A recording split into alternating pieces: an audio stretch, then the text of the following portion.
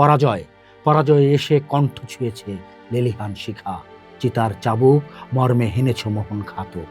তবুও তো পাওয়ার প্রত্যাশা নিয়ে মুখর হৃদয়, পুষ্পের প্রতি প্রসারিত এই তীব্র শোভন বাহু।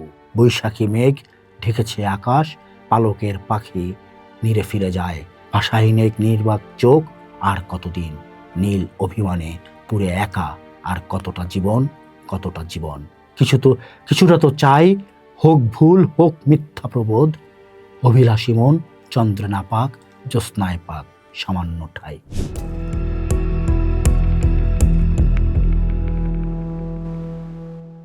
21শে জুন 1991 বর্ষণ মুখর এক ভোরবেলায় ঢাকার পশ্চিম রাজাবাজার একটা ফ্ল্যাটে বিকট শব্দে ভেঙে পড়ল একটা সিরামিকের বেসিন।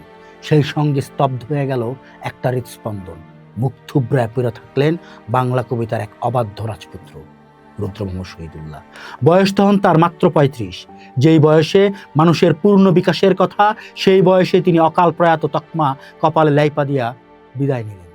কিন্তু তিনি তো নিজেই লিখছিলেন, চলে যাওয়া মানে প্রস্থান নয়। তাই প্রস্থান তিনি করেন নাই, বরং বারবার ফিরা আসেন আমাগো রাজপথে, মিছিলে, বিরোহী দুপুর কিংবা বিপ্লবী মধ্যরাতে। তিনি লিখছিলেন, তোমাকে পারিনি ছুতে, তোমাকে উষ্ণ দেহ ছেনে ছেনে কুড়িয়েছি সুখ, পরস্পর খুঁড়ে খুঁড়ে নিভৃতি খুঁজেছি, তোমাকে আমি ছুতে পারি নাই। যেভাবে ঝিনুক খুলে মুক্ত খোঁজে লোকে, আমাকে খুলেই তুমি পেয়েছো অসুখ, পেয়েছো কিনারাহীন আগুনের নদী। রুদ্রভূম শহীদুল্লাহ ছিলেন মূলত এক উত্তাল সময়ের ফসল। স্বাধীনতা উত্তর বাংলাদেশের রাজনৈতিক শূন্যতার অস্থিরতার মধ্যে তার কবি জন্ম। সে অস্থির সময়ে কেউ যখন দোদুল্যমানতায় ভুগতাছিল, রুদ্র তখন রাজপথের মিছিলে আর সাংস্কৃতিক আন্দোলনে শানিত করছেন তার কবিতার ভাষা। অনেকে তারে স্লোগানের কবি বইলা তুচ্ছ করতে চাইছেন, কিন্তু রুদ্রের কাছে স্লোগান ছিল স্বপ্নাতুর মানুষের প্রাণের ভাষা। তিনি মনে করতেন, কবিতা যখন গণমানুষের আকাঙ্ক্ষার ধারণ করে, তখন তার কেবল অক্ষর থাকে না, স্লোগান হয়ে ওঠে। তার মানুষের মানচিত্র কাব্যগ্রন্থে তিনি এক অনন্য রাজধানীর স্বপ্ন আঁকছিলেন। সেইটা কোনো ভৌগোলিক ভূখণ্ড না, বরং এক সাম্যবাদী মানবিক ইউটোপিয়া। যেই রাজধানীতে নাই কোনো শ্রেণীবিভেদ, নাই বাক স্বাধীনতা হরণকারী ঘাতক শাসক। রুদ্র ছিলেন সেই স্বপ্নের রাজধানীর স্বাধীন কবি। তিনি লিখছিলেন, কথা ছিল আঙুর ছোব না কোনোদিন, অথচ দ্রাক্ষার রসে নিমজ্জিত আজ দেখি আরশি মহল। রাখালের হাত দুটি বড় বেশি শীর্ণ আর ক্ষীণ, বাসিকে না জানি তার কখনোই হয়ে ওঠে নাই। কথা ছিল চিলডাকা নদীর কিনারে একদিন ফিরে যাব। 1979 সালে আহমেদ ছফার উদ্যোগে প্রকাশিত হয়েছিল তার প্রথম কাব্যগ্রন্থ উপদ্রুত পুকুর। প্রথম বইতেই তিনি জানান দিয়েছিলেন তার আগমনী বার্তা। সেইখানে যেমন আছে যন্ত্রণার আর্তনাদ, তেমন আছে ধ্বনিগত ঝংকার। তিনি গ্রাম আর নগরের বিচ্ছেদ দেখছিলেন এক নিবিড় দৃষ্টিতে। নাগরিক জীবনের আড়ালে তিনি বইয়া বেড়াইতেন ফালায় আসা দিন আর শেকরের স্মৃতি। পরবর্তীতে ফিরে চাই স্বর্ণগ্রাম, তার স্বর কিছুটা নমিত হইলেও তা আসলে আরো গভীর। সেইখানে তিনি জাতিসত্তার মূল উৎসে ফিরতে চাইছিলেন। রুদ্রভূম শহীদুল্লাহ ছিলেন একজন জাত কবি, তার মানুষটাই আসছিল অন্তর্গতভাবে কবি। তাই তো শব্দ ছুঁইলেই কবিতা তার কাছে কুর্নিশ করত। তিনি কেবল কল্পনা প্রবণ কবি আসিলেন না, বরং আসিলেন বাস্তবতার মুখোমুখি হওয়া এক যোদ্ধা।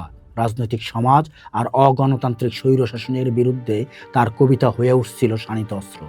1987 সালে জাতীয় কবিতা উৎসবের পেছনে থাইকা তার সক্রিয় ভূমিকা প্রমাণ করছিল তিনি কেবল টেবিলের কবি না, তিনি ময়দানেরও সৈনিক। তিনি লিখছিলেন, পরাজয়ে এসে কণ্ঠ ছুঁয়েছে লেলিহান শিখা, চিতার চাবুক মর্মে হেনেছ মোহন ঘাতক। তবুও তো পাওয়ার প্রত্যাশা নিয়ে মুখর হৃদয়, পুষ্পের প্রতি প্রসারিত এই তীব্র শোভন বাহু। বৈশাখী মেঘ ঢেকেছে আকাশ, পালকের পাখি নিরে ফিরে যায়। ভাষাহীন এক নির্বাক চোখ, আর কতদিন নীল অভিমানে পুরে একা, আর কতটা জীবন। কিছুটা তো চাই, হোক ভুল হোক মিথ্যা প্রবোধ, অভিলাষী মন চন্দ্রে না পাক, জ্যোৎস্নায় পাক সামান্য ঠাই। রুদ্রের ব্যক্তিগত জীবন ছিল তার কবিতার মতোই বৈচিত্র্যময়, বেদনা বিধুর। 1981 সালে অভিভাবকের অমতে বিয়া করছিলেন তসলিমা নাসরিনকে। এক বহেমিয়ান কবি, এক উচ্চাভিলাষী চিকিৎসক কবির সেই দাম্পত্য স্থায়ী হয়েছিল মাত্র 6 বছর। বিচ্ছেদের পর তসলিমা যখন পুরুষের প্রতি আক্রমণাত্মক কলাম লিখতে শুরু করছিলেন, তখন রুদ্র একটা চিঠিতে লিখছিলেন, আমি মোটামুটি সকল পুরুষের পক্ষ থেকে তীব্র নিন্দা ও প্রচন্ড ধিক্কার জানাচ্ছি। আশা করছি এরপর আপনার ক্ষুরধার লেখনী থেকে পুরুষেরা রেহাই পাবে। এইটা ছিল রুদ্রের মহানুভবতা। নিজের খতরে বর্ণনা কইরা তিনি তসলিমার কবি সত্তার উত্তরোত্তর বৃদ্ধি চাইছিলেন। তিনি লিখছিলেন, আমার ভিতরে বাহিরে অন্তরে অন্তরে আছো তুমি হৃদয় জুড়ে, ঢেকে রাখে যেমন কুসুম খোলসের আবরণে মুক্তোর ঘুম, তেমনি তোমার গভীর ছোঁয়া ভেতরের নীল বন্দরে। এটা ছিল তার কালজয়ী গান, আমার ভেতরে বাহিরে অন্তরে অন্তরে। এটা কেবল কোনো গান না, এইটা ছিল রুদ্রের জীবনের সারাংশ। বিরহ আর দহনের এমন সহজ আর গভীর প্রকাশ বাংলা সাহিত্যে বিরল। পশ্চিম বাংলার কবির সুমন থেকে শুরু করে সাধারণ শ্রোতা সবার হৃদয়ে এই গানটা রুদ্রের অমর করে রাখছে। রুদ্রের জীবন ছিল অনিয়ম আর উচ্ছৃঙ্খলতায় ঘেরা। একের পর এক সিগারেট, মদ আর খাদ্যে অনিয়ম তার শরীরে বাসা বাঁধাইছিল আলসার আর বার্জাস ডিজিজ। তিনি আসছিলেন আপন খেয়ালে মত্ত এসবের পরেও। জীবনের শেষ দিকে তিনি হয়ে পড়ছিলেন নিঃসঙ্গ। নীলক্ষেতের ইত্যাদির এক কোণে অসীম সাহায্যে একটা চেয়ারে বৈশা তিনি পার পেরা দিতেন ঘন্টার পর ঘন্টা। সেইখানে জয়মা উঠত আহমেদ সফা, নির্মন্দ গুণ কিংবা মহাদেব শাহ আড্ডা। কিন্তু সেই আড্ডার মধ্যমণি রুদ্র নিজেই নিজের তিলে তিলে ক্ষয় করছিলেন। 1991 সালের 20 জুন হাসপাতাল থেকে সুস্থ হয়ে বাসায় ফিরছিলেন, কিন্তু পরদিন ভোরে সেই সাডেন কার্ডিয়াক অ্যারেস্ট তারে কাইরা নিল। রুদ্র মারা যান নাই, বরং তিনি তার না থাকা জুইরা আমাকে অস্তিত্বে মিশা আছেন। তার কবিতা আজও রাজধানীর দেয়ালে চিকা মারা হয়, ফ্যাসিবাদের বিরুদ্ধে তার পংক্তিগুলা আজও স্লোগান হয়ে আকাশে ওড়ে। রুদ্র মোহাম্মদ শহীদুল্লাহ ছিলেন 35 বছরের এক আগ্নেয়গিরি। তার উত্তাল স্পর্ধা আর সংবেদনশীল হৃদয় একাকার হয়ে গেছিল তার কবিতায়। তিনি পৌর হন নাই, চিরকাল তরুণী রয়ে গেছেন আমাকে কাছে।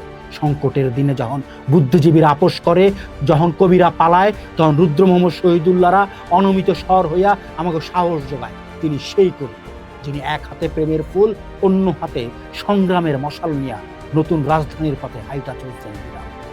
তার একটা কবিতা দিয়া শেষ করি। অতটা হৃদয় প্রয়োজন নেই, কিছুটা শরীর, কিছুটা মাংস, মাধবীও চাই। এতটা গ্রহণ, এতটা প্রশংসা প্রয়োজন নেই, কিছুটা আঘাত, অবহেলা চাই, চাই প্রত্যাখ্যান। সাহস আমাকে প্ররোচনা দেয়, জীবন কিছুটা যাতনা শেখায়। ক্ষুধা ও খরা এই অবেলায় অতটা ফুলের প্রয়োজন নেই। বুকে ঘৃণা নিয়ে নীলিমার কথা, অনাহারে ভোগা মানুষের ব্যথা প্রয়োজন নেই, প্রয়োজন নেই।